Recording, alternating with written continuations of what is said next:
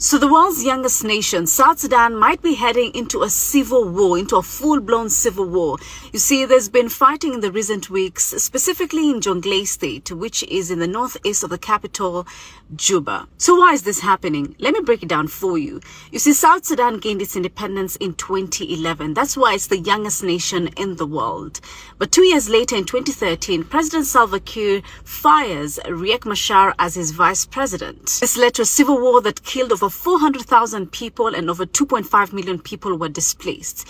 Then there was a peace deal in 2018 where Riek Machar was brought back into the government in the unity of the government. You see, President Salva Kiir goes ahead and suspends Riek Machar as his vice president, accusing him of plotting to overthrow his presidency. Currently, Riek Machar is on trial in Juba over different charges like treason, crimes against humanity, and Riek Machar has denied all these charges. But the thing is, these two leaders, Salva Kiir and Riek Machar, go back in history.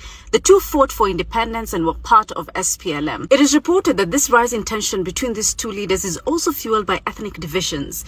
You see, Salva Kiir comes from the Dinka community and Riek Machar comes from the Nuer community. See, some of the things that have been leading into this conflict in South Sudan is issues like land access, political representation, and even cattle raiding. You see, South Sudan is supposed to be going into elections this year on 22nd of December, but the country has postponed the elections 4 times, and this has led to a lot of opposition from leaders and people in the country. So then what are your thoughts on this particular developing story coming from South Sudan? Do you think they will finally hold an election this year, and will the violence stop?